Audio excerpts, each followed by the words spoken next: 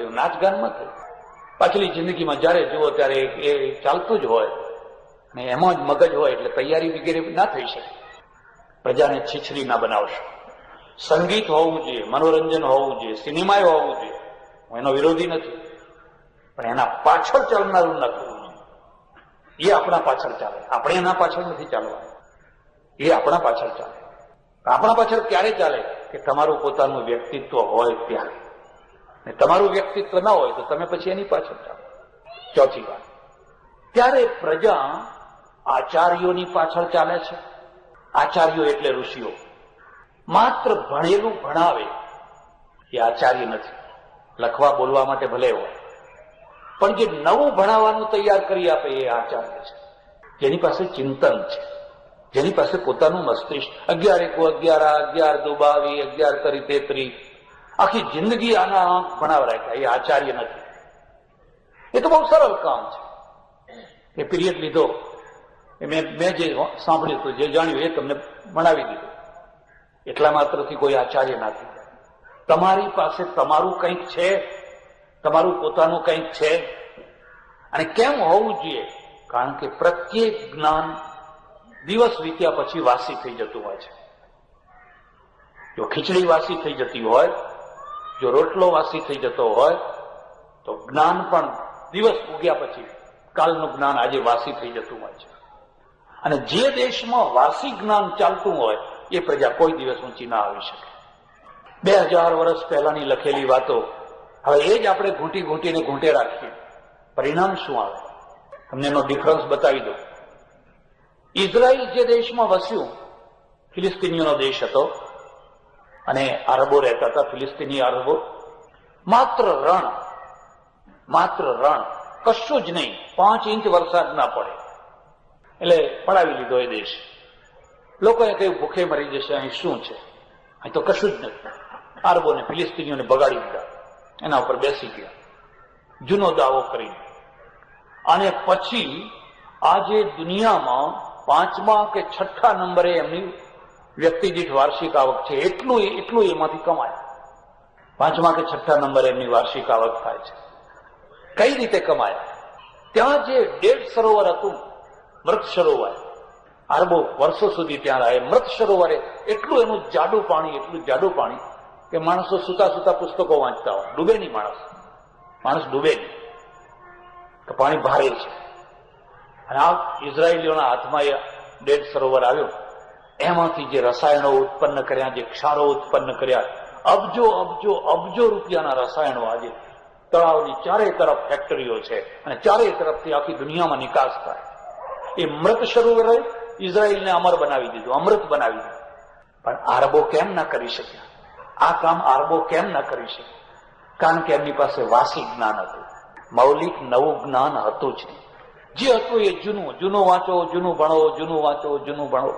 મોહમ્મદ બખ્તિયાર નાલંદા પહોંચ્યો અને નાલંદાની એશિયાની મોટામાં મોટી વિદ્યાપીઠ એને બાળી નાખી. માત્ર 200 ઘોડેસવાર એની પાસે, માત્ર 200 ઘોડેસવાર. અને એ નાલંદા વિદ્યાપીઠની અંદર 11,000 વિદ્યાર્થીઓ ભણે, 1,000 આચાર્યો ભણાવે અને એટલી મોટી સમૃદ્ધ લાઇબ્રેરી બાળીને ખાક કરી નાખે. 11,000 જે આચાર્યો હતા, કોઈ 4 વેદના જ્ઞાતા, કોઈ ષડદર્શનના જ્ઞાતા, કોઈ અષ્ટાવધાની, કોઈ શતાવધાની, કોઈ ફલાણા, પણ કોઈને તલવાર પકડતા નથી આવડતી. કોઈને કલમ પકડતા આવડતી, પણ તલવાર પકડતા નથી આવડતી. એ ગાજરને મૂળાને જેમ કાપે એમ બધાને ઉભા રાખીને ખાચ બધાને મારી નાખે. કાં તો ભાગી ગયા ને જે રહ્યા એને મારી નાખે. બાકીની લાઇબ્રેરી બધી બાળીને ખાક કરી નાખે. કોઈએ પૂછ્યું, અરે આટલું બધું જ્ઞાન તમે કેમ બાળી નાખો છો? એને એક જ જવાબ આપ્યો, દુનિયાના માટે એક જ પુસ્તક બરાબર છે, આ બધા પુસ્તકો ગુમરાહ કરનારા છે. દુનિયા માટે માત્ર એક જ પુસ્તક પર્યાપ્ત છે. એક પુસ્તક સિવાય બીજા કોઈ પુસ્તકની જરૂર નથી. પરિણામ જોઈ લો તમે. એનું પરિણામ એ આવ્યું કે જે આરબો જ્યાં ભિખારી થઈને રહેતા હતા એ જ દેશમાં ઇઝરાયલે નંદન વન બનાવી દીધું. ફરક એટલો હતો કે એની પાસે રોજનું નવું જ્ઞાન હતું, વિજ્ઞાન હતું, અને પેલાના પાસે એ જૂનું જ્ઞાન હતું. અને જૂનું જ્ઞાનના આધારે કેફમાં રહેતા હતા, મસ્તીમાં રહેતા હતા. એ જ દશા અરબસ્તાનની. અરબસ્તાનના પેટાળમાં કેટલું પેટ્રોલ, સોના કરતા. અરબો તો ખજૂર જ ખાતા. એ તંબુમાં રહેવું, બકરા ચરાવવા, ખજૂર ખાવી, દિવસો વિતાવવા. માલામાલ કોણે કર્યા? ગોરી ચામડીએ. કારણ કે ગોરી ચામડીની પાસે નવું જ્ઞાન હતું, આમની પાસે જૂનું જ્ઞાન હતું. આ દશા ભારત. અહીંયા ઘણા ઋષિઓ થયા, ઘણા બધા થયા, પણ આપણે બધા જૂની વાતો, બસ એ જૂની પકડી રાખવાની. અને પેલા નવું જ્ઞાન લઈને આવ્યા. અને નવું લઈ એટલે બે વાતો યાદ રાખજો. આપણું વ્યક્તિત્વ, ભારત એશિયાનું વ્યક્તિત્વ, માત્ર ભારત નહીં, પાકિસ્તાન ને બધું આવી ગયું એમાં. એનું વ્યક્તિત્વ એના મંદિર કે મસ્જિદમાંથી નીકળે છે. અને પશ્ચિમનું વ્યક્તિત્વ, જાપાનનું વ્યક્તિત્વ એની પ્રયોગશાળામાંથી નીકળે છે. એ પ્રયોગશાળામાંથી એનું વ્યક્તિત્વ નીકળે છે. હવે આપણે બે ચાર માણસો ભેગા થઈએ એટલે પ્રશ્ન પૂછીએ, તમે લસણ ખાઓ છો? તમે રાત્રિ ભોજન કરો છો? તમે ફલાણું કરો છો? અરે નથી કરતા, કરીએ છીએ. એમાં એ કઈ મહત્વની વાત હતી કે ના, આ સિવાય બીજી મહત્વની કોઈ વાત જ નથી. પેલા પૂછે છે કે તમે અણુ વિજ્ઞાનમાં શું કર્યું? તમે નક્ષત્ર વિજ્ઞાનમાં શું કર્યું? તમે સમુદ્ર વિજ્ઞાનમાં શું કર્યું? તમે ફલાણા વિજ્ઞાનમાં શું કર્યું? આપણને એમાં રસ જ નથી. આપણને તો રસ જ એમાં છે કે તમે કેટલા એકાસણા કરો છો, કેટલા આયંબિલ કરો છો, કેટલા સંઘ કાઢો છો, કેવી ધજા ફરકાવો છો, કેટલું ફલાણું કરો છો, અને આ મંદિર મસ્જિદ માટે લોહી આપવા તૈયાર છો કે કેમ? બસ બરાબર, તમે સારા માણસ છો. આ બેયના ભિન્ન ભિન્ન વ્યક્તિત્વ, એના પરિણામ તમે જોઈ શકો છો. એટલે આચાર્યનો અર્થ હું ઋષિ કરું છું. અને ઋષિ એ માત્ર ભણાવનારો નથી, પણ ભણાવવાની વસ્તુ તૈયાર કરાવનારો છે. તમારા મગજમાંથી એવું કંઈક નીકળે કે જે વર્ષો સુધી લોકો એને ભણાવે. કોઈના મગજમાંથી નીકળેલું તમે ભણાવો છો. પડો રે પોપટ રાજા રામ નામ, પડો રે પોપટ રાજા. અરે ભણે જ છે ને, એમાં કઈ મોટી વાત. એટલે ચર્ચિલે કહેલું, ચર્ચિલે બહુ સરસ વાત એક કહેલી. એણે કહેલું કે જો આ યુદ્ધની અંદર જો બ્રિટન નષ્ટ થયું તો આખી દુનિયામાંથી પોલિટિક્સ નષ્ટ થઈ જશે. અંગ્રેજનું વ્યક્તિત્વ એટલે એક પોલિટિકલ માઇન્ડ, મુત્સદ્દીગીરી. હિટલરે કહેલું ભલે કચરો નષ્ટ થતો હોય તો થવા દો, પણ જો જર્મની નષ્ટ થયું તો આખી દુનિયામાંથી વિજ્ઞાન નષ્ટ થઈ જશે. આ કચરો તો ઘણો પેદા કરી શકાશે, પણ જર્મનીને નષ્ટ ના થવું જોઈએ, કારણ કે વિજ્ઞાન નષ્ટ થઈ જશે.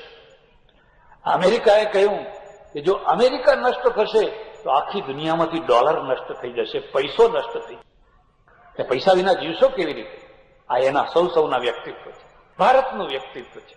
અહીંયા અમે કણાદ, કપિલ, વ્યાસ, વશિષ્ઠ, હેમચંદ્રાચાર્ય, ગૌતમ, કેટલા અદભુત મહામાનીષીઓને પેદા કર્યા. પણ પછી પેદા કર્યા એટલે પૂર્ણ વિરામ મૂકી દીધું કે હવે નવા નહીં પેદા કરવાના, હવે નવા નહીં કરવાના. આ જે જૂના થયા ને એની પાછળ ચાલવાનું, આમ નીચું મોઢું કરી. અને જ્ઞાન વાસી થઈ ગયું એટલે વેલ્યુ વિનાનું થઈ ગયું. જો જ્ઞાન તાજું હોય, તમને ઘણાને કદાચ ખબર હોય કે ન હોય, નેશનલ પેનાસોનિક કંપની રોજના 3 મોડેલ તૈયાર કરે છે. રોજના, વર્ષના નહીં. ટેપ રેકોર્ડ બધા બજારમાં નથી મુકાતા, પણ રોજના એની પ્રયોગશાળામાંથી 3 મોડેલો તૈયાર થાય છે. આપણે ત્યાં એમ્બેસેડર છે, 50 વર્ષ ઉપર બિડલા બ્રિટનમાંથી એનું બીબું લઈ આવેલા, ખડખડ ચાલે રાખે છે, ગૌરવપૂર્વક ચલાવીએ છીએ. તમને ઘણા ખબર નહીં હોય કે આ કોન્ટેસા છે ને એ બ્રિટનમાં ફેલ થયેલું મોડેલ છે. ફેલ થયેલું ત્યાં કાઢી નાખ્યું એટલે આપણા શેઠ પહોંચી ગયા અને એ ડાઈ ઉપાડી લાયા. અગર તમારે ત્યાં જે ફેલ છે અમારે ત્યાં ક્લાસ 1 છે. પણ તમે તમારું મોડેલ બનાવો ને, તમારું પોતાનું મોડેલ બનાવો ને. શા માટે રોયલ્ટી ભરો છો? એક મારુતિ રોયલ્ટીથી આપણે ચલાવીએ છીએ, બધી વસ્તુઓની રોયલ્ટી.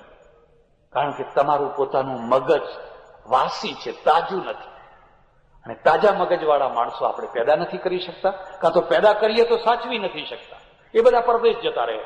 કે હરગોવિંદ ખુરાના હોય કે નાર્લીકર હોય કે રામાનુજન હોય, એ બધા પરદેશમાં જઈને ચમકે. અહીંયા કોઈ 300 રૂપિયાની નોકરી આપવા તૈયાર નહીં. તમારું બુદ્ધિધન ફૂટપાથ ઉપર પગ ઘસે છે, કોઈ એને નોકરી આપવા તૈયાર નહીં. હા, પરદેશવાળા કોઈ વખાણ કરે પછી આપણે તૂટી પડીએ, અરે તમે તો અમારા. વિવેકાનંદે કહ્યું, જો હું અમેરિકા ના ગયો તો મારી તો કોડીની કિંમત નથી. હું તો આ દેશમાં ફરતો હતો બધે, કોઈ મને હરખું રીતે જમાડતું નતું. અમેરિકાએ પ્રશંસા કરી એટલે કે બેસ બેસ, હવે એ તો અમારી વસ્તુ છે. આ તો ભારત માતાનું સંતાન છે. ભાઈ, ભારત માતાના સંતાન હજુ કેટલાય છે તમારી પાસે, ઓળખો ને. પણ પ્રજા જો કાર્યકર્તાની પાછળ ચાલે, મારી જે થોડીક વાત કહેવી છે, આ કહેવી છે.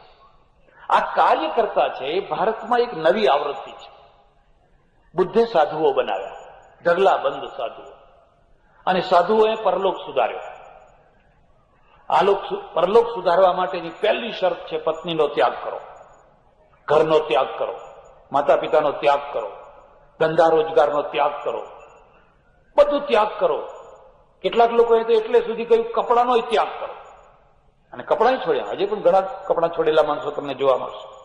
પરલોક એમને એમ કઈ રસ્તામાં પડ્યો સુધારો હોય તો. અમે સાધુઓ પેદા કર્યા, ઢગલા બંધ. આખો દેશ સાધુઓથી ઉભરાઈ ગયો. સાધુઓ જ સાધુઓ, સાધુઓ જ સાધુઓ, સાધુઓ જ સાધુઓ. અને સાધુઓએ શું કર્યું? તો સાધુઓએ પરલોકની વાતો કરી. આ લોકમાં કોઈને રોજી નથી, કોઈને રોટી નથી, કોઈ વિધવા ભૂખે મરી રહી છે, કોઈ ત્યક્તા છે, કોઈ અનાથ બાળકો છે, કોઈ વૃદ્ધો છે, કોઈ બીમાર માણસો છે, કોઈ રોગી માણસો છે.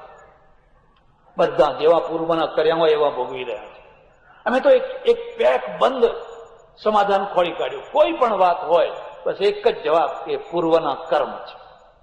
આ માણસને કેન્સર કેમ થયું છે? પૂર્વના કર્મ. તો હવે કેન્સરની દવા કોણ ખોડશે? ખોડવાની જરૂર જ નથી, એને ભોગવી લેવા દો. આડે ના આવો.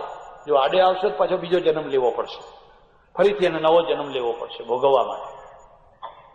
આપણે આ લોકની પરવા ના કરો.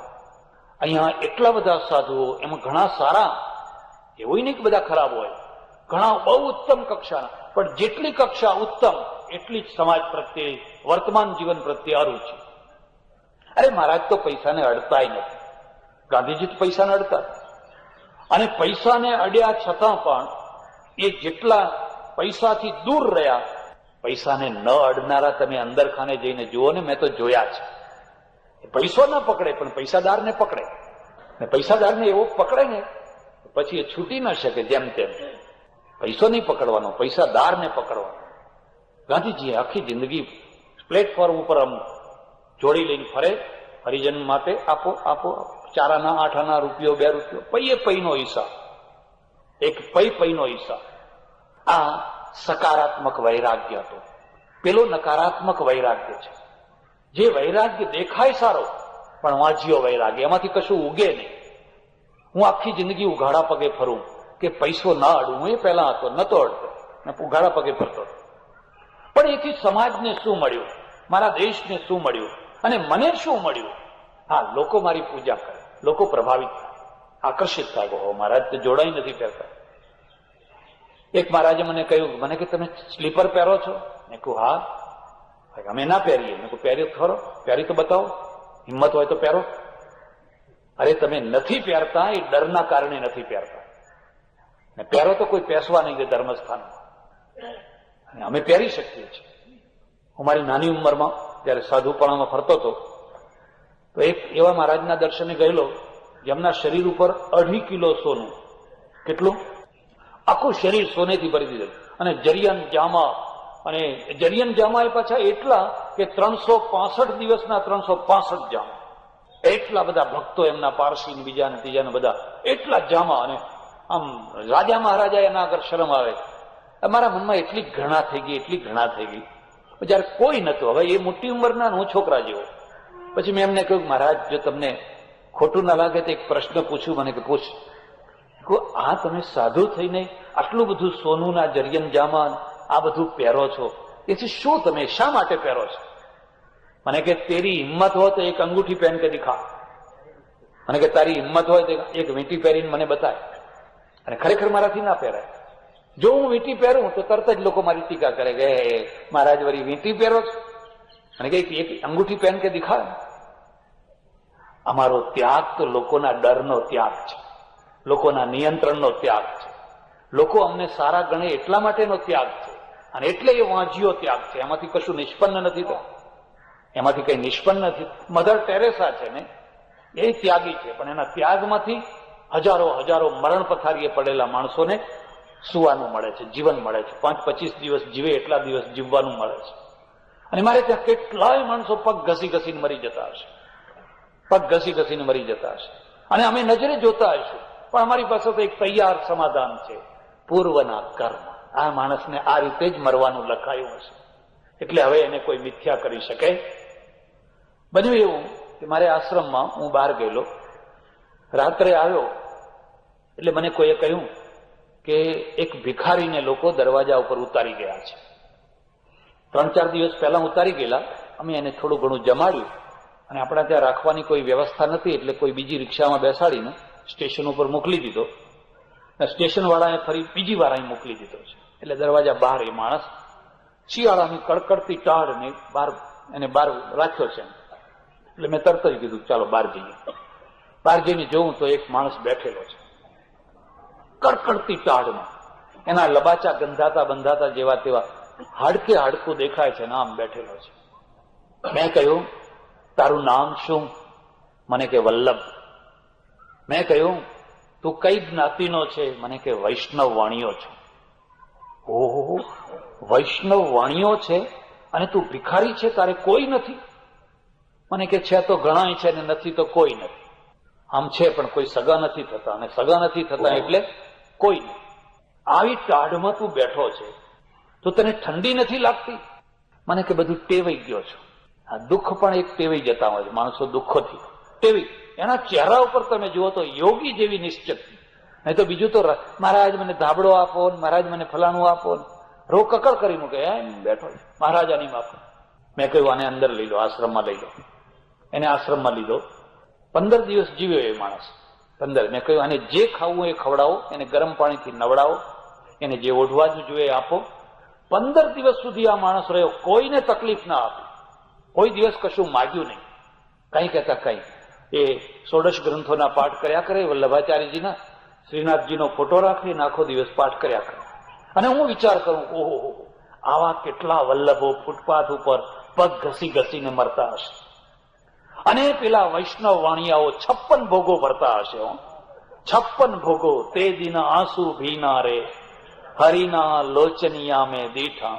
એક દિન આંસુ ભીના રે હરિના લોચનિયા મેં દીઠા. ત્યારે ભગવાન રોતો હશે.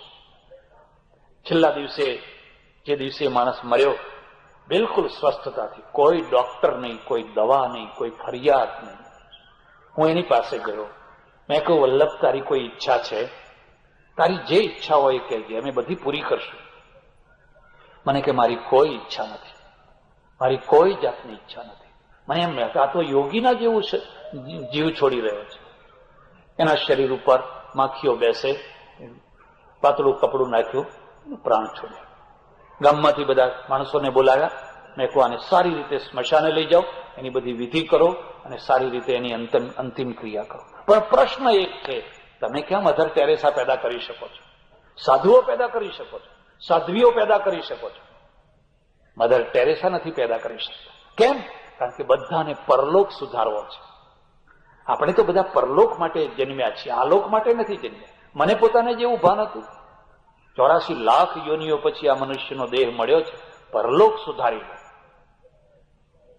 એટલે આપણા વચ્ચે ગાંધીજી આવ્યા, અને ગાંધીજીએ જોયું કે પરલોક, મને નથી ખ્યાલ કે ગાંધીજીએ કદી પરલોકની વાત કરી હોય, મને ખ્યાલ નથી.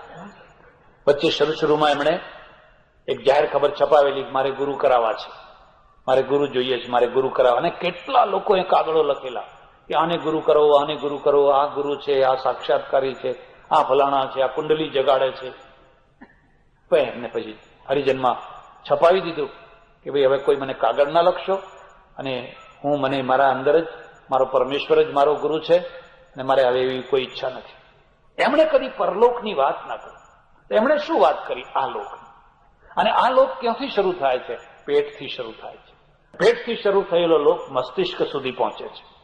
એમણે જોયું કે આખો દેશ ભિખારી છે, કંગાલ છે, કોઈને ટુકડો રોટલી નથી મળતી, એઠવાડો ખાય છે લોકો. કેટલા લોકો ભૂખે સૂઈ જાય છે. પ્રદેશના લોકો આવીને કહે છે આ તો ભિખારીઓનો દેશ છે. એમને જોયું કે આનો એક જ ઉપાય છે કે લોકોને રોજી મળે, અને રોજી આપવા માટે એ સમયમાં એમની સમજણ પ્રમાણે એમને હસ્ત ઉદ્યોગ ઉપર ભાર મૂક્યો.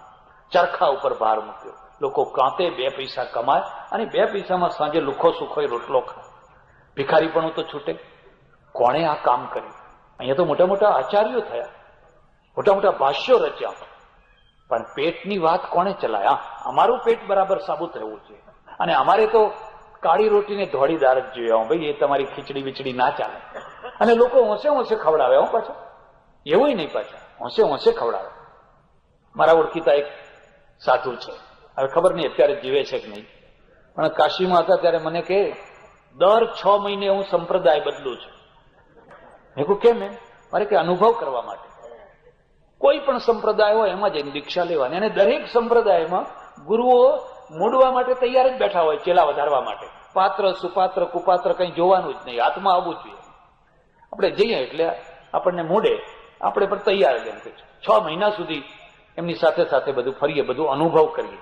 તો મેં તો કેટલા સંપ્રદાયો બદલ્યા. 6 મહિના પૂરા થાય એટલે એમના કપડા ઉતારીને આપી દેવાના. ગુરુજી લો તમારું પાછું. અરે કેમ કેમ? કે નહીં, આ તો અનુભવ માટે જ. તો મેં એમને પૂછ્યું, મેં કહ્યું તમને બધા સંપ્રદાયોમાંથી સૌથી સારામાં સારો ખવડાવનારો સંપ્રદાય કયો લાગ્યો? મને કે 2, એક સ્વામિનારાયણનો અને એક જૈનનો. અહીં બેઠા હોય તો સમજી લેજો. 2માં ફરક કેટલો? મને કે ફરક કેટલો કે સ્વામિનારાયણના ત્યાં આપણે સાધુ થઈએ તો ઠાકોરજીની દયાથી રોજ લાડવા તો ખાવાના મળે, પણ 11 હોય તો તે દિવસે ફરાળમાં સારું જ હોય. એમ કે એમાં બીજો કઈ વાંધો આવે. એટલે કહેવત પડી કે નોકરી કરવી તો સરકારની અને સાધુ થવું તો સ્વામિનારાયણ. તમે કોઈ જૈનનું શું? મને કે જૈન લોકો બહુ ખવડાવે. એમાં મારવાડના જૈનો બહુ ખવડાવે. રોટલી આમ ઘીથી ભરી નાખે, એટલી ઘીથી ભરેલી રોટલી. પણ એમના મુશ્કેલી એ કે પછી ઉપવાસ કરવાના થાય તો પછી 2-4 ઉપવાસે કરવાના થાય, એ બહુ દુઃખ પડે. ખાવાનું ઘણું ને ઉપવાસે ઘણા. તમે કહો એમાં ફરાળ બરાળ ના, કે એમાં ફરાળ બરાળ કશું ના ચાલે. ફરાળ બરાળ કઈ ના ચાલે. રાજગરાનો શીરો અને બટાકા ને એ બધું કશું જ ના ચાલે. તો બિલકુલ નકોડા ઉપવાસ. અને એનું પરિણામ શું આવે? એનું પરિણામ સાધુઓ માદા પડે. કારણ કે અતિશય ખા કરવું એ અનનેચરલ છે, અને અતિશય ઉપવાસ કરવા એ પણ અનનેચરલ છે. અને આ બંનેનું મેળ ભગે એટલે પેટ બગડી જાય. તો પેટ કોનું સારું રહે? યુક્તાહાર વિહારસ્ય યુક્ત ચેષ્ટસ્ય ધર્મ યુક્ત કર્મસુ યુક્ત સ્વપ્નાવબોધસ્ય યોગો ભવતી દુઃખ. ગીતા જે રોજ બેલેન્સ પૂર્વકનું સંપૂર્વકનું જમે છે એ યોગી છે. એટલે ગાંધીજીએ જોયું કે આ દેશનો પ્રશ્ન પરલોક નથી, આ તો પેટ ચોડીને ઉભો કરેલો પરલોક છે. અને એક સારી વાત એ છે કે આજ સુધી કોઈ પરલોકના સમાચાર લઈને આવ્યું નથી. આવ્યું છે? ફિરા ન મુલ્કે અદમ સે કોઈ કે મેં પૂછું, કહો મુસાફિરો મંજિલ પે ક્યાં ગુજરતી હૈ. ગાલિબ. ફિરા ન મુલ્કે અદમ સે, અદમના મુલકથી કોઈ પાછું આવ્યું? ફિરા ન મુલ્કે અદમ સે કોઈ કે મેં પૂછું, કહો મુસાફિરો મંજિલ પે ક્યાં ગુજરતી હૈ. ત્યાં ફૂલછાપ આવે છે કે નહીં? ત્યાં સંદેશ કે ગુજરાત સમાચાર આવે છે કે નહીં? હમણાં કોનું સરકાર, કોનું રાજ ચાલે છે? કઈ સમાચાર જ નહીં, બિલકુલ નહીં. અને આપણે બધા ગાંધીજીએ નહીં, એક જમીન ઉપર આ દેશની પ્રજાને જરૂર છે, પેટની રોજીની જરૂર છે. અને રોજી માટે હું તો એમ કહું છું કે ગાંધીજી રાજનીતિમાં ના પડ્યા હોત અને માત્ર રચનાત્મક કાર્યો કર્યા હોત તો પણ એમનું વ્યક્તિત્વ અમર હતું. એ તો એક યોગ હતો, પ્રસંગ હતો, ને રાજનીતિમાં પડ્યા. પણ ન પડ્યા હોત તો પણ, કારણ કે આ માણસે જિંદગીમાં પહેલી વાર, આખા ઇતિહાસમાં પહેલી વાર સાધુઓની જગ્યાએ કાર્યકર્તાઓ પેદા કર્યા. અને કાર્યકર્તાઓને શું કહ્યું? જાડા કપડા, ઉઘાડા પગ, ખભા ઉપર થેલો, ગામડામાં જઈને પલાંટી વાળીને બેસો. આ લાલચંદ કાકા ક્યાંથી બેઠા? આ શ્યામજીભાઈ ક્યાંથી બેઠા? આ રતિભાઈ કે આવા બીજા બધા કેટલાય માણસો જે જૂની પેઢીના તમને દેખાય, કોની પ્રેરણાથી બેઠા? જાઓ ગામડા. અને ગામડામાં જઈને શું કરવાનું? આખું ગામ ચોખ્ખું કરો. હવે અમે બગાડીએ પાછા. અમારે ગામ ચોખ્ખું કરવાનું ના હોય, ઉલટાનું બગાડીએ. અમને કહ્યું ગામ ચોખ્ખું કરો. ગામ ગંધાતું ગામ છે. યુરોપના ગામ કેટલા ચોખ્ખા, અને અહીં તો બધું જ્યાં જુઓ ત્યાં ગંદા. એટલે હાથમાં ઝાડુ લો, કૂવો ચોખ્ખો કરો, પાણી ચોખ્ખું કરો. બેક્ટેરિયાથી ઉભરાય છે કૂવો, અને લોકો માદા પડે છે. અને માદા પડેલા માણસો વળી પાછી તળાવ ઉપર એક દેરી કરી અને નાળિયેર ફોડવા જાય છે. એમને ખબર નથી કે આ મંદવાડા કૂવામાંથી આવ્યો છે. એ દેરી કરીને એક નારિયેળ ફોડવા જાય છે. અને મેં તો જોયેલું કે દરેક ગામમાં, દરેક મોહલ્લામાં એક બે ડોશીઓ ને એક બે ડોસાઓ એવા હોય કે એમની નજરો જ લાગે. અત્યારે હશે એવા, પણ હવે ઓછા થયા. બાકી દરેક જગ્યાએ ભેંસને નજર લાગે, છોકરાને નજર લાગે, માણસને નજર લાગે. અરે બીજાને નજર લાગે તો લાગે, પણ જે શિંગોડાના, ખાલી શિંગોડાના જેવો જેનો ચહેરો હોય એને નજર લાગી જાય કે હા પેલી ડોશીની નજર લાગે. એટલે પણ તારામાં નજર લાગવા જેવું છે શું? અને પછી પેલી વાટકી ગરમ ને દેવતા વાળી વાટકી મૂકીને આમ કરીને રસ્તાની ધૂળ લાવીને ઉપર જોડું મારે. અને આ રાડ ચોટીને જુઓ કે આ ચોટી કે ના ચોટી. ભાઈ અગ્નિથી વેક્યુમ થયું છે એટલે વાટકી ચોટી છે, એટલે ચોટી છે, એમાં કોઈની નજર નથી લાગે. પણ દેરીઓ દેરીઓ દેરીઓ દેરીઓ દેરીઓ દેરીઓ. ગામમાં કોઈ ધર્મગુરુ હોય અને એનું કામ છે. એનું કામ શું છે ખબર છે? પટેલને ભેંસ લેવી હોય તો મને પૂછવા આવે કે મારે કાળી ભેંસ ઉપર લેણું છે કે ભૂરી ભેંસ ઉપર લેણું છે કે પેલી કપાળમાં હોય ને એને એના ઉપર લેણું છે. એટલે હું પાછું ટીપણું જોઈને કહું તમારે કાળી ભેંસ ઉપર લેણું નથી, તમારે તો ચાંદરી ભેંસ ઉપર લેણું છે. હવે આ ક્યાંથી આવ્યું? કોણે? આનું નામ પ્રકાશ કહેવાય કે આનું નામ અંધકાર કહેવાય? અને અંધકારનો ફેલાવનારો છે એ પૂજ્ય બનીને બેઠો છે. લોકો એની ઈચ્છા પ્રમાણે ચાલે છે. એની ઈચ્છા. હમણાં તમને જો ગયા વર્ષે ખબર હશે, એક ગામ આખું ખાલી કરાવી નાખ્યું.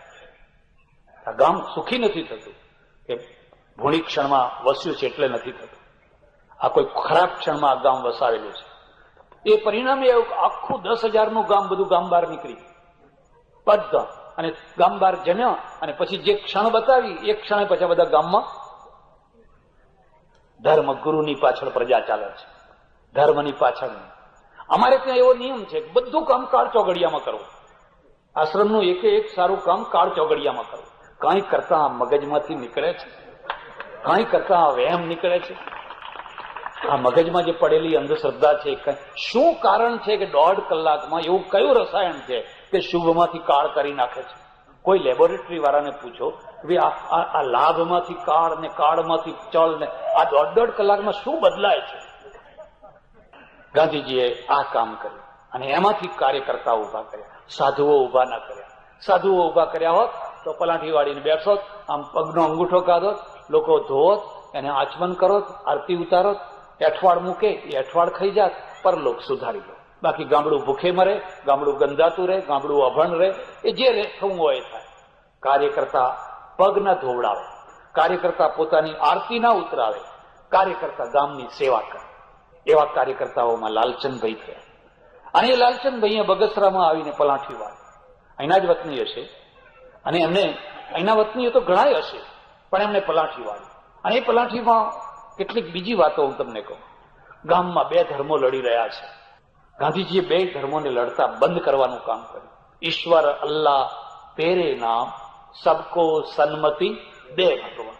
ઔરંગઝેબે પ્રયત્ન કર્યો કે કાફરોનો નાશ કરો, કોઈનો નાશ ના થાય. સ્ટાલિને પ્રયત્ન કર્યો કે આ ચર્ચોને તોડી પાડો અને ક્રિશ્ચિયાનિટીનો નાશ કરો. આજે તમે જઈને જુઓ, ચર્ચો જાહો જલાલીથી ઉભા થઈ ગયા. તિબેટમાં જઈને જુઓ, ચાઇનાએ કહ્યું કે એક ગોમ્પાને તોડી પાડો મૂળમાંથી. આજે તિબેટની અંદર લામાઓ ફરી જાગી રહ્યા છે. જો તમે નાશ કરવા જશો તો તમારો નાશ થશે. સ્ટાલિનનો નાશ થઈ ગયો. આજે એનું સ્ટેચ્યુ છે ને ઉખાડીને ફેંકી દીધું. લેનિનનું સ્ટેચ્યુ ઉખાડીને ફેંકી દીધું, પણ ચર્ચનો નાશ ન થયો. ગાંધીજી આ રસ્તો કાઢ્યો. કોઈ ધર્મનો નાશ કરી શકાતો નથી. હા, ધર્મમાં પ્રેમ ઉભો કરી શકાય છે. થિયોસોફિકલ સોસાયટીએ આ કામ કરેલું અને એ જ કામને ગાંધીજીએ વેગ આપ્યો. એમની પ્રાર્થનામાં બધા ધર્મોને વણી લીધા, એમના જીવનમાં બધા ધર્મોને વણી લીધા. તૈયબજી હોય કે ખાન અબ્દુલ ગફાર ખાન હોય, સાથે બેસીને બધા કુરાનની આયાત બોલતા હોય, વેદના મંત્રો બોલતા હોય. કોઈને કોઈ આભડછેટ લાગતી નથી, કોઈને કઈ વાંધો આવતો નથી. અને એ જ કામ એના કાર્યકર્તાઓ કરે. ગામડાઓને સાંપ્રદાયિક ઝેરથી મુક્ત કરો. એ બેઠો બેઠો ત્યાં એક લઘુ ગાંધી, એક ગાંધીજીનું નાનું ચિત્ર થઈ અને ગામને સાચવતો. આ કામ કાર્યકર્તાઓના દ્વારા થયું. પણ એક બીજી વાત યાદ રાખજો, કાર્યકર્તા છે એ એન્જિનિયર છે, આર્કિટેક્ટ નથી. આ બેનો ભેદ સમજજો. આર્કિટેક્ટ છે એ પ્લાન બનાવે છે અને એન્જિનિયર એ પ્લાન પ્રમાણે મકાન બનાવે છે. તમે મકાનનો નકશો લઈ આવો કોઈ કોન્ટ્રાક્ટર એન્જિનિયરને આપો તો તે પ્રમાણે બધી દિવાલો બધું કરી આપે. ભાખડાનો પ્લાન બનાવનાર તો ભાખડાને જોવાય નથી આવ્યો, અમેરિકામાં બેઠા બેઠા એને ડિઝાઇન બનાવી. તો કાર્યકર્તા એ ડિઝાઇનર નથી, અને ડિઝાઇનર નથી એટલે એન્જિનિયર છે, એમાં એક સ્થગિતતા હોય છે. પેલા આર્કિટેક્ટ નવી નવી ડિઝાઇનો બનાવશે, 50 બંગલા, મારી પાસે કેટલોગ છે બંગલાઓ બનાવવાનું. હવે એ છેલ્લા બંગલાઓ નથી, એમાં વળી પાછી નવી નવી વાતો ઉમેરો કરી શકાય, પણ એ કામ આર્કિટેક્ટનું છે. જેને તાજમહાલની લીટીઓ દોરીને એ આર્કિટેક્ટ હતો, અને જેને ચણીનો ઉભો કર્યો એ એન્જિનિયર હતો. એમ કાર્યકર્તા છે એ એન્જિનિયર છે. ગાંધીજીએ કહ્યું આ કરો એટલે એ કામમાં એ લાગી ગયા. પણ કાર્યકર્તા ચિંતક નથી, મૌલિક ચિંતક નથી, મૌલિક વિચારક નથી. એટલે જે પરિવર્તન આવવું જોઈએ યુગની દોડની સાથે, સમયની દોડની સાથે, એ ના લાવી શકાય. ચિંતક હતા એ દેવ થઈ ગયા, ચિંતક ચાલ્યા ગયા. જો ગાંધીજી જીવતા હોત તો પોતે જ પરિવર્તન કરો, પણ ચિંતક ચાલ્યા ગયા. એટલે એન્જિનિયરો છે એમણે એની એ દિવાલો, એનું એ બધું, અને એનું પરિણામ એ આવ્યું કે આખી વાત લગભગ ગત યુગ જેવી થઈ ગઈ. હવે ક્યાં કાર્યકર્તાઓ પેદા થાય છે? હવે કેમ કાર્યકર્તાઓ પેદા નથી કરી શકાતા? આપણે એક જવાબ એવો આપીએ કે લોકો બધા રાજકારણમાં પડ્યા છે, લોભ લાલચમાં પડ્યા છે, અને એના કારણે નથી થતા. એ તો એક વાત થઈ, કદાચ એવું હોય, પણ આખી દુનિયા તો ખરાબ નથી થઈ ગઈ. બાકીની જે સારી દુનિયા છે એને નવી ડિઝાઇનની જરૂર છે, એને નવા પ્લાનની જરૂર છે, નવા ચિંતનની જરૂર છે. બેરોજગારી દૂર કરવી છે, ગામડામાંથી વેર ઝેર દૂર કરવા છે, ગામડાને ચોખ્ખા રાખવા છે, બધું બરાબર છે. લક્ષ્ય એનું એ છે, સાધનો બદલવા પડશે. જો તમે સાધનો નહીં બદલો સમય રહેતા તો તમે સમાપ્ત થઈ જશો, તો તમારી આખી વાત પૂરી થઈ જશે. અને એ કામ હજુ આપણા પાસે બાકી છે. ત્યારે સજ્જનો, બગસરા જેવા ગામની અંદર જ્યાં પચરંગી વસ્તી રહે છે, બધી પ્રકારની વસ્તી રહે છે, એમાં લાલચંદભાઈ જેવા એક વાણિયાના દીકરા પોતાના પરિવાર સાથે, કુટુંબ સાથે અહીંયા રહે, પલાઠી વાળીને બેસે, અને એ પલાઠીમાંથી મારે એક જ કામ કરવું છે, બાળકોને, બસ હમણાં જે ભાઈએ કહ્યું, મારે બાળકોને મારવા નથી, મારે બાળકોના ઉપર જુલમ નથી કરવો, બાળકોને મિત્ર બનાવવા છે. અને મારો તો અનુભવ છે કે બહુ ચુસ્ત ધાર્મિકોના ઘરમાં વંઠી ગયેલા છોકરા પેદા થતા હોય છે. તમારે રિસર્ચ કરવું હોય તો કરજો. એનું કારણ શું હોય છે ખબર છે? એના ઉપરનું કઠોર નિયંત્રણ. હા, નહીં લે, ઉઠ્યો કે એમની 4 વાગે ઉઠવું જોઈએ, ઉઠે છે કે નહીં? સંડાસ જઈને આવ્યો, નહીં લે, નાવું પડે, કપડાં બદલી નાખ. જેટલું તમે એના ઉપર કરો ને, પછી એને ન ગમતું હોય પણ ભયના કારણે એ સ્વીકાર કરે, અને જ્યાં એનામાં પોતાની શક્તિ આવે એટલે બધું ઉખાડીને ફેંકી દે. પછી તમે ઘરમાં ડુંગળી નહીં કરતા હોય તો લારી ઉપર જઈને ડુંગળી ખાશે. તમે એમ સમજો કે આપણા ઘરમાં ડુંગળી લસણ ખવાતું નથી. અરે ઘરમાં નથી ખવાતું, પેટમાં તો ખવાય જ છે. એટલે ગાંધીજીએ એક એવી વ્યવસ્થા કાર્યકર્તાઓના દ્વારા આપી કે જે કાર્યકર્તાઓ લોક રુચિને સમજે, બાળકોને સમજે, યુવાનોને સમજે, વૃદ્ધોને સમજે, સ્ત્રીઓને સમજે, સાસુઓને સમજે, વહુઓને સમજે, હરિજનોને સમજે, મુસલમાનોને સમજે, એકને સમજે, અને સમજણમાંથી સમજણ ઊભી કરે. ગેરસમજ નહીં. ગેરસમજ તો બરબાદ કરી દેતી હોય છે, અને ગેરસમજ ઊભી કરવી તો બહુ રમત વાત છે. તમને આમ મચેડું, એક ગેરસમજ ઊભી થાય, આખું ગામ ભડકે બળી જશે. પણ દરેક કોમમાં, દરેક સંપ્રદાયમાં થોડાક ડાયા સમજુ માણસો હોય છે. એમની સમજને કેળવો, અને એ એમના માણસોને કેળવે તો એમાંથી શાંતિ ઊભી થતી હોય છે.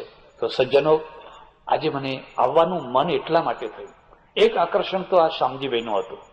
આ માણસ એટલા સીધા સાદા સરળ, ઓછું ભણેલા પણ બહુ ગણેલા, વ્યવહારમાં, વ્યવસ્થામાં કોઈ કમી નહીં. એમના પત્ની પણ એવા ભાવ વિભોર થઈ જાય. મને ખબર નથી કે વિદુર ને વિદુરાણીને કૃષ્ણના પ્રત્યે કેવો ભાવ હતો, એ તો બધું લખેલું છે. પણ જયારે પણ આ મળવા આવે ને બે, ત્યારે ગણા ઘેલા થઈ જાય. એટલે એમની વાત હું દૂર ના કરીશ. અને બીજું કારણ હતું લાલચંદભાઈનું તપ હતું. હું એમને તપસ્વી માનું છું. વગર ઉપવાસે પણ એમનું તપ હતું, અને એ તપનું ફળ સમાજે ભોગવ્યું, રાષ્ટ્રે ભોગવ્યું. પોતાના પરલોકને સુધારવા માટે નહીં, પણ પોતાના ગામને, પોતાની પ્રજાને, પોતાના દેશને સુધારવા માટેનું તપ હતું. એટલે લાલચંદભાઈના પ્રત્યે પણ એટલું જ આકર્ષણ હતું. એટલે હું અહીંયા આવ્યો, એમના પરિવારના માણસોને મળ્યો, અને મને આનંદ થયો. હું પરમેશ્વરને હૃદયથી પ્રાર્થના કરું કે આપણે ગાંધીજી અને એમના કાર્યકર્તાની જે દેન છે એ દેનને સમજીએ. જો આ દેનને નહીં સમજવામાં આવે અને વળી પાછા આપણે ટોકરા ખખડાવનારા બધા સાધુઓ પેદા કરશું તો પછી પાછા પરલોકવાદી થઈ જશે. ઘણા લોકો બીએસસી એમએસસી થયેલા છોકરાઓ આજે સાધુઓ થઈ જતા કરી દેવામાં આવે છે અને એનું ગૌરવ લે છે. તમે બુદ્ધિધનનો નાશ ન કરો, ભલા થાઓ. એને એન્જિનિયર થવા દો, એને ડોક્ટર થવા દો. એ સારો ડોક્ટર થાય, સારો એન્જિનિયર થાય તો દેશનું ઘણું ભલું થશે. અમે ટોકરા ખખડાવનારા તો ઘણાય છીએ, એ તો બીજા ઓછું ભણેલા લોકો એ કામ કરશે. તો આ વાતને આપણે સમજીએ. મારા દેશને આજે કાર્યકર્તાઓની જરૂર છે, નિષ્ઠાવાન કાર્યકર્તાઓની જરૂર છે. તો પરમેશ્વર લાલચંદ કાકાની ના માધ્યમથી આપણને એ સમજવાની, જાણવાની અને જીવનમાં ઉતારવાની શક્તિ આપે એવી અંતરથી પ્રાર્થના. આભાર, ધન્યવાદ. હરિઓમ. પૂજ્ય સ્વામીજીની ધર્મ અને સમાજમાં ક્રાંતિ જગાડનારી જુદા જુદા વિષયો ઉપર 200 ઉપરની કેસેટો છે, જેવી કે ઉપનિષદો ઉપર 22, તુલસી રામાયણ ઉપર 14, શ્રી કૃષ્ણ ચરિત્ર ઉપર 11, ગીતા ઉપર 30, સંત ચરિત્ર ઉપર 19 તથા જુદા જુદા વિષયો ઉપર 100 કરતાં વધારે કેસેટો છે. આપ સૌ વધુમાં વધુ આ કેસેટો સાંભળો તથા સંભળાવો, જેથી ધર્મ, સમાજ તથા રાષ્ટ્રની ઉન્નતિ માટે ક્રાંતિકારી વૈચારિક ભૂમિકા તૈયાર થાય. હું અમૃતસરમાં રહેતો, પંજાબમાં અમૃતસર. અને અમૃતસરમાં એક પંડિતજી વૃદ્ધ થઈ ગયેલા, મારા ગુરુજીના મિત્ર, મારા જે ગુરુદેવ એમના એ મિત્ર મને કહે કે અમે વર્ષો સુધી સાથે રહેલા છીએ અને મને જોઈને બહુ ખુશ થયા, બહુ પ્રસન્ન થયા. પછી ખૂબ ચર્ચા કરીએ છીએ, શાસ્ત્રની બીજી ત્રીજી ખૂબ ચર્ચા કરીએ, જાત જાત. હમણાં તો મને વૃદ્ધ પંડિત એમ કહે છે, ચાલો આપણે શાસ્ત્રાર્થ કરીએ. અમારે સંસ્કૃતમાં શાસ્ત્રાર્થની પદ્ધતિ હોય, ચાલો આપણે શાસ્ત્રાર્થ કરીએ. મેં કહ્યું, પંડિતજી તમે ક્યાં ને હું ક્યાં? ક્યાં રાજા ભોજ અને ક્યાં ગાંગો તેલી? હું તો એક બાળક જેવો તમારા આગળ, તમે તો મહાન ધુરંધર વિદ્વાન, અને તમારા સાથે હું શાસ્ત્રાર્થ કરું? નહીં નહીં, એમ કે જરા ગમત કરશું, મજાક કરીએ, મારે જોવું છે તારી બુદ્ધિ કેટલી છે. મેં કીધું ચાલો ત્યારે તમારી ઈચ્છાઓ, આપણું શું જવાનું હતું? કોઈ મોટા પુરુષ સાથે શાસ્ત્રાર્થ કરો, હાર્યા તો કઈ આબરૂ જાય નહીં, લોકો જાણે છે કે તો મોટો જ છે. અને જો જીત્યા તો વળી ડબલ વાહવા, જો જીતી ગયા તો લોકો એમ કે અરે એ તો પેલા નહીં હરાઈને આવ્યો. એમ શાસ્ત્રાર્થ શરૂ થયો. વિષય શું છે બોલો, કયા વિષય ઉપર શાસ્ત્રાર્થ કરશું? કે વિષય એ છે કે ઈશ્વર અવતાર લે છે કે નહીં. પરમેશ્વર છે એ પરમેશ્વર અવતાર લે છે કે નહીં એ વિષય છે. મેં કહ્યું બરાબર, ચાલો તમારે શું પક્ષ રાખવો છે, મને કયો પક્ષ આપવો છે? તારો પક્ષ છે એ અવતાર લે છે એ, મારો પક્ષ છે એ અવતાર નથી લેતો એ. બરાબર છે, ચાલો એ રીતે. પેલાનો પક્ષ છે કે ઈશ્વર અવતાર, રાવણને મારવા માટે વળી ભગવાનને જન્મ લેવો પડે? એ તો ના લે, ત્યાં બેઠો બેઠો મારી શકે કે ના મારી શકે? રાવણ એટલે મચ્છર, પરમેશ્વરના આગળ એક મચ્છર મારવા બરાબર. કંસને મારવો તો કઈ મોટી વાત હતી? એ તો ત્યાં બેઠો બેઠો, અને જે જન્મ્યો એ તો મરવાનો જ છે. પરમેશ્વર નહીં મારે તો મરવાનો જ છે. આજ નહીં મરે તો 5 વર્ષ પછી મરશે, પણ જે જન્મ્યો એ તો મરવાનો જ છે. તો પરમેશ્વરને અવતાર લેવાની જરૂર નથી એ એમનો પક્ષ. મને સોંપ્યો એ પક્ષ કે ઈશ્વર અવતાર લે છે એ તું સિદ્ધ કર. હવે આપણી તો બુદ્ધિ બહુ અલ્પ, પણ પરમેશ્વર પોતે સહાયતા કરે તો અલ્પ પણ મહાન થાય. આ મુદ્દો યાદ રાખજો. ભક્તનું જોર સ્વ નથી, ભક્તનું જોર ભગવાન છે. ભક્તિ માર્ગની સફળતાનો આધાર તમારી પોતાની ક્ષમતા નથી, પણ તમારા ઈષ્ટદેવની કૃપા છે. અને તમને ડગલે ને પગલે તમારા ઈષ્ટદેવની કૃપાનો અનુભવ થયા કરે તો એમ સમજો કે તમે કંઈક ભક્તિમાં ઉતરેલા છો, ઊંડાણ. મેં તો ભગવાનને યાદ કર્યા કે હે ભગવાન, તું મને કંઈક બુદ્ધિ આપજે. અને ભગવાને પ્રતિજ્ઞા કરી છે ગીતામાં, દદામી બુદ્ધિ યોગમ તમ યેન મામુપયાન્તિ તે. અર્જુન, જે મારો શરણાગત થાય, જે મારો ભક્ત થાય, હું એને બુદ્ધિ આપું, બુદ્ધિ યોગ આપું. એવો બુદ્ધિ યોગ આપું કે જે કોઈ સંસારનો ગુરુ ના આપી શકે, એવો બુદ્ધિ યોગ હું એને આપું. એન મામુપયાન્તિ તે, જેથી એ મને પ્રાપ્ત કરી શકે. અર્જુન, હું બધું આપું છું, તું મારો થા, એક વાર મારો થા, પછી તું જો તને પૈસો જોતો હોય તો પૈસો આપીશ, ને જે જોઈએ આપીશ. પણ એટલું યાદ રાખજે, તારા જીવનને બરબાદ કરે એવી કોઈ વસ્તુ નહીં આપું. તું વારંવાર માગીશ તોય નહીં આપું. તારા જીવનનું કલ્યાણ કરે એવી વસ્તુ આપું. પરમેશ્વરે પ્રતિજ્ઞા કરી છે, તું મને યાદ કરજે જયારે બહુ ફસાઈ જાય, કશું ન સૂઝે, ચારે દિશા શૂન્ય લાગતી હોય ત્યારે તું મને યાદ કરજે, હું તને બુદ્ધિ આપીશ, એમાંથી નીકળવાનો રસ્તો બતાવીશ. એટલે જે પરમેશ્વર છે, પેલા અમૃતસરમાં અમારો શાસ્ત્રાર્થ ચાલી રહ્યો છે, મેં ભગવાનને કહ્યું, પેલો તો કહે છે કે જન્મની અવતારની જરૂર શું છે, શું જરૂર છે? એ તો બધું એમને એમ થઈ શકે ને એમને એમ થાય જ છે. મને એ યુક્તિ સુજાડી. મેં એમને કહ્યું, બોલો તમે પરમેશ્વરને સર્વશક્તિમાન માનો છો કે નહીં, કે અલ્પ શક્તિમાન માનો છો કે નહીં? પૂર્ણ શક્તિ, સર્વશક્તિ, એની શક્તિમાં રંચ માત્ર ઓછાપણું નહીં. તો હવે હું તમને એમ પૂછું છું કે પરમેશ્વરને એવી ઈચ્છા થાય કે મારે અવતરવું છે, મારે અવતાર લેવો છે, તે અવતાર લઈ શકે કે ના લઈ શકે? જો એ ના લઈ શકે તો તમારે એમ કહેવું જોઈએ કે એનામાં એટલી ઓછી શક્તિ છે, એનામાં એટલી શક્તિ નથી કે અવતાર લઈ શકે. તમે એના માટે નિયમ બનાવી દીધો, તમે એના માટે એક કેપેસિટી ઊભી કરી દીધી. જ્યાં તમે એના માટે એક કેપેસિટી ઊભી કરો છો ત્યારે તમે પછી એને સર્વશક્તિમાન ના કહી શકો. એટલે આપણા શાસ્ત્રોમાં ઈશ્વરની વ્યાખ્યા કરી છે, કરી શકે, ન કરી શકે, અન્યથા કરી શકે. એક માણસે આવીને મને પૂછ્યું કે ભગવાન પોતાના ખંભા ઉપર બેસી શકે? કેવા લોકો પ્રશ્નો પૂછતા હોય છે. પોતાના ખંભા ઉપર પોતે ભગવાન બેસી શકે? મેં કહું હા બેસી શકે, હા બેસી શકે. તો બતાવો. તો હું થોડો બતાવો એટલે કઈ મારા હાથની વસ્તુ છે? હું ના બેસી શકું, કારણ કે હું જીવ છું, હું જીવાત્મા છું, હું પોતાના ખંભા ઉપર ના બેસી શકું. પણ પરમેશ્વર બેસી શકે. પરમેશ્વર માટે તમે કોઈ નિયમ બનાવી શકો, એના માટે કોઈ મર્યાદાઓ ઊભી ના કરી શકો, એના માટે કોઈ લીટા ના દોરી શકો. જે લોકોએ લીટા દોર્યા છે એમને ખબર નથી કે એમણે પરમેશ્વરને સીમિત બનાવી દીધો છે, એને સીમિત બનાવી દીધો છે. એક રાજા, ચક્રવર્તી રાજા છે, એ ચક્રવર્તી રાજાને એવી ઈચ્છા થાય કે આજ મારે મારા મહેલમાં ઝાડુ લગાવી અને ટોપલો ઉપાડીને ઉકરડે નાખવા જવું છે, તો એ જઈ શકે કે ના જઈ શકે? જરૂર છે કે એ નહીં જોવાનું, એને તો ઘણા ઝાડુ લગાવનારા છે, કચરો કાઢનારા ઘણા છે. પણ એને પોતાને ઈચ્છા થાય કે મારે મારા મહેલની અંદર ઝાડુ લગાવીને ટોપલો માથા ઉપર ઉપાડીને ઉકરડે નાખવા જવું છે, તો એ જઈ શકે કે ના જઈ શકે? કોઈ પ્રતિબંધ છે?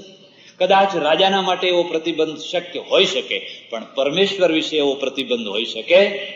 એટલે પરમેશ્વર વિશે જ્યારે પણ તમે કોઈ નિયમ બનાવો ત્યારે એટલું યાદ રાખજો કે તમે તમારા ગજથી નિયમ બનાવવાના બેસો. અને એટલે તમે શું, સાક્ષાત વેદને એમ કહેવું પડ્યું, નેતિ નેતિ ન ઇતિ ન ઇતિ. આપણે શું એના નિયમ બનાવવાના હતા? ઇતિ ન ઇતિ. એના માટે કોઈ ઇતિ ના કરી શકાય, બસ આટલું, આથી વધારે નહીં. ન ઇતિ. જો વેદ એમ કહેતો હોય કે નેતિ નેતિ છે, તો આપણે પછી એના માટેના નિયમ બનાવનારા કોણ? અને હું જીતી ગયો. પંડિત ખૂબ ખુશ થયા. પંડિતે કહ્યું કે આ પોઈન્ટ ઉપર તું જીતી ગયો.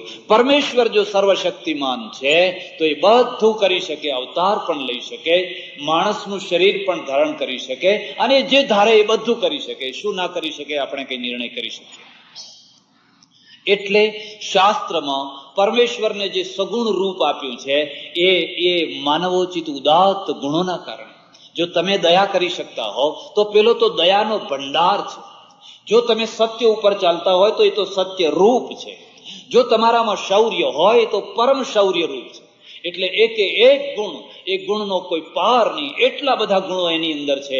એ નિર્ગુણ પણ છે અને એ સગુણ પણ છે. નિર્ગુણ છે એ પ્રકૃતિના ગુણો ન હોવાના કારણે નિર્ગુણ છે, સત્વ, રજ અને તમ. પણ એમાં ઘણા ગુણો છે, દયા, કરુણા વગેરે, એટલે સગુણ પણ છે. ત્યારે ભાગવતકારે કૃષ્ણનું જે રૂપ બનાવ્યું એ રૂપ શું છે? કૃષ્ણ એ પ્રેમ છે. પ્રેમથી મોટો કોઈ ગુણ નથી, અને પ્રેમ આવ્યા પછી કોઈ અપૂર્ણતા નથી. એટલે પ્રેમ એ જ પરમેશ્વર છે, એ જ પ્રેમ છે.